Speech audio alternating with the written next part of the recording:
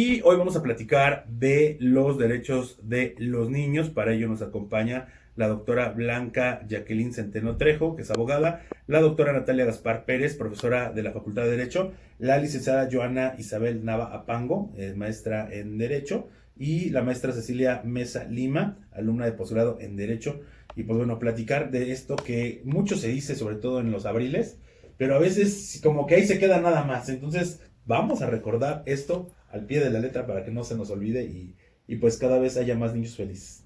Bienvenidas, buenos días. Pues gracias. Muy buen día. Buen día. Gracias. Muy buen día a todo este querido auditorio que ya nos ha escuchado. Gracias a tu invitación, estimado Ray. Mira, hoy el tema, como ya lo escucharon, derechos de los niños.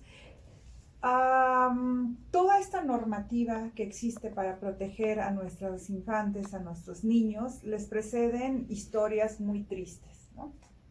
Desafortunadamente, el derecho es parte de la respuesta a exigencias y miles o millones de historias de sufrimiento alrededor del mundo.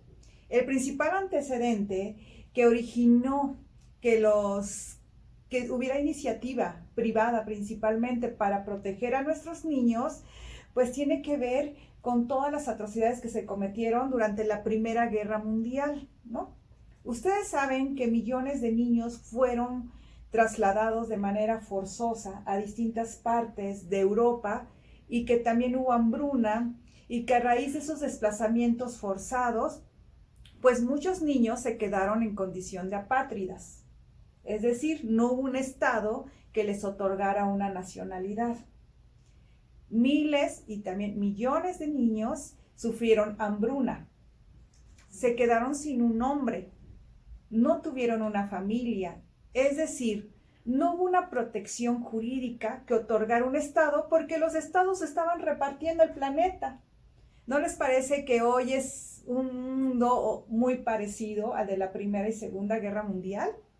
Si hoy escuchamos las noticias, en el mundo estamos viendo que países que tienen el deber de protegernos, que forman parte del Consejo de Seguridad de Naciones Unidas, se están destrozando.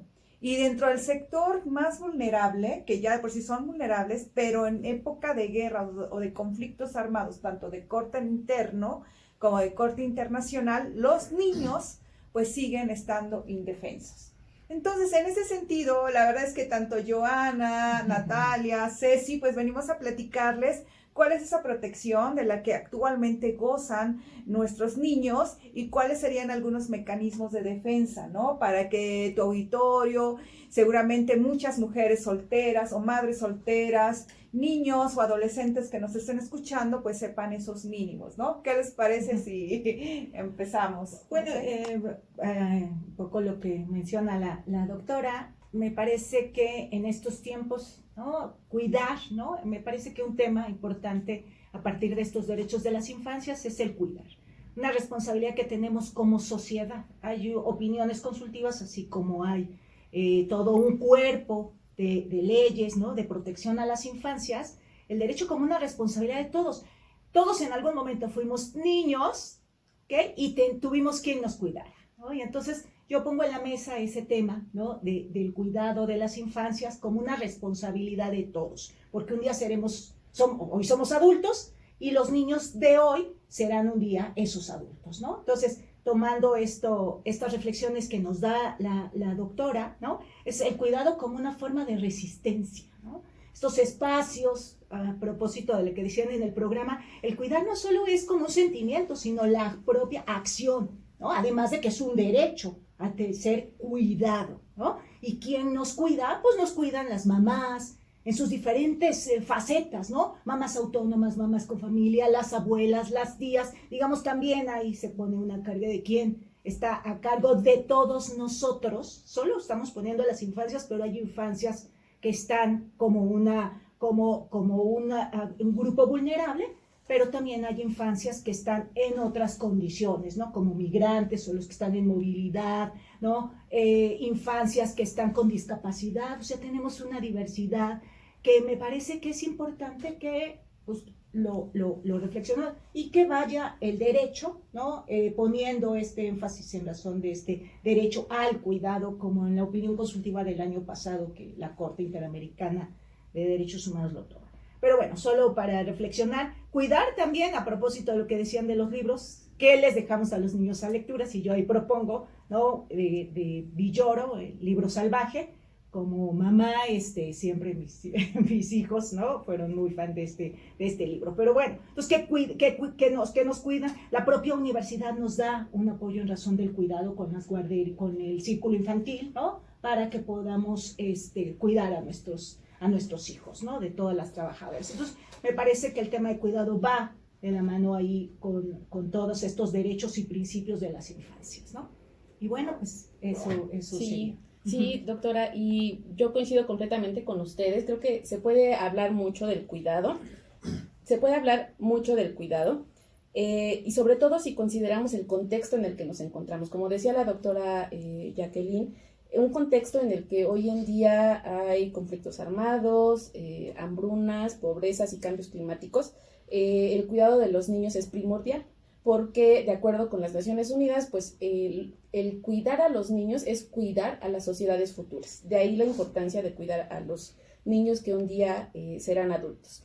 Ahora, creo que también esto del cuidado tomó relevancia cuando pasamos de esta visión de que el niño es un objeto o que era propiedad de los padres, a pasar a una visión un poquito pues más acertada, ¿no? Los niños son parte de esta familia, tienen el mismo estatus que un miembro de la familia.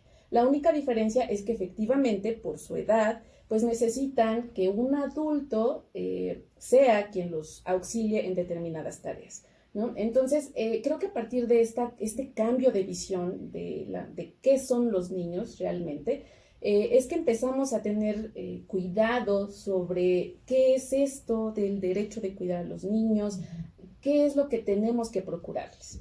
Entonces, también creo que es importante señalar que en primer lugar los responsables del cuidado de los niños pues son los padres de familia, ¿no? El núcleo familiar. Pero recordemos también que hoy en día pues tenemos muchas situaciones de violencia familiar, muchas realidades pues bastante dolorosas en las que quienes deberían cuidar al menor pues no lo hacen. ¿Y esto qué quiere decir? Que ahí no se acaba el deber de cuidado con los niños.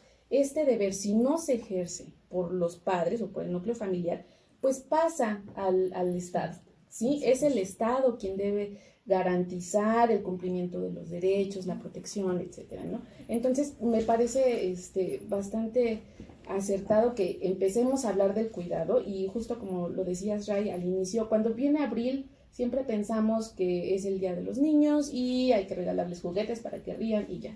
Pero hablar de los niños implica muchísimo más, ¿no? Ver cuáles son sus derechos y sobre todo quién va a cuidar que estos derechos les sean garantizados, ¿no? Bueno, en torno al tema del cuidado, principalmente yo creo que hay que diferenciar entre quién es un niño y quiénes son personas adolescentes. Los niños, de acuerdo a la Ley General de Niñas, Niños y Adolescentes, en su artículo 5 establece que son niñas y niños, personas menores de 12 años.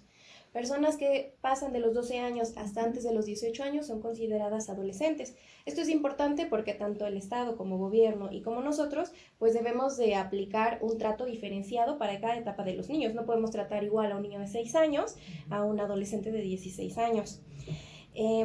Ahora, por otra parte, es importante que esta protección a los niños y adolescentes sea diferenciada por algo biológico. El cerebro tiene distintas fases de crecimiento y es importante que los niños crezcan en un ambiente sano, en un ambiente de cuidado, como lo comentan, porque en ese plazo de crecimiento el cerebro de los niños se va desarrollando. Hay algo que se llama neuroplasticidad y es cuando sus neuronas empiezan a conectar.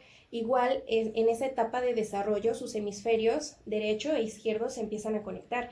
Entonces, un niño que tiene oportunidad de vivir en un ambiente sano tiene oportunidad de desarrollar otras funciones como el lenguaje, el pensamiento lógico y la empatía. Por el contrario, un niño que vive en un ambiente de violencia tiene mucho cortisol. Este cortisol genera estrés que impide que estas alianzas en el cerebro se formen. por lo que el niño pues entra en un estado como de supervivencia y puede creer que incluso esa violencia que tiene a diario pues es a lo que se va a enfrentar siempre al mundo. Ahora, por otra parte, les voy a hablar un poco de la realidad de los niños. En cuanto a estadísticas, de pobreza y orfandad a nivel nacional, el 51% de la niñez en México vive en pobreza.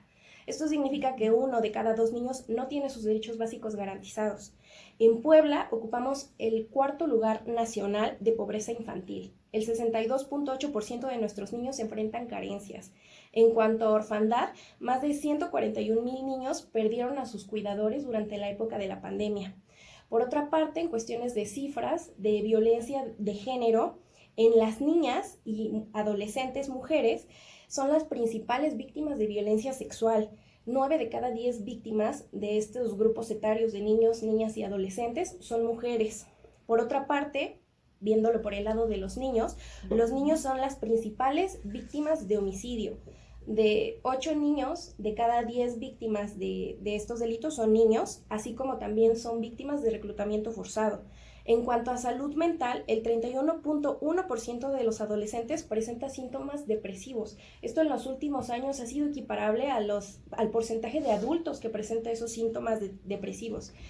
Ahora también, para informar un poco a la sociedad, les quiero hablar de qué es el adultocentrismo. Y bueno, este adultocentrismo es una forma de discriminación en que se piensa que la visión de los adultos es la única válida.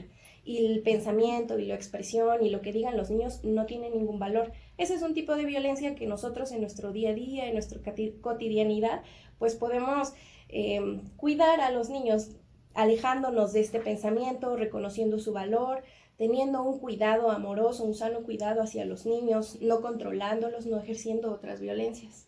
Vamos a ir a mensajes si me lo permiten, pero si ustedes están haciendo conciencia de esto, ¿cuántas veces han subido al transporte y no han saludado a los niños?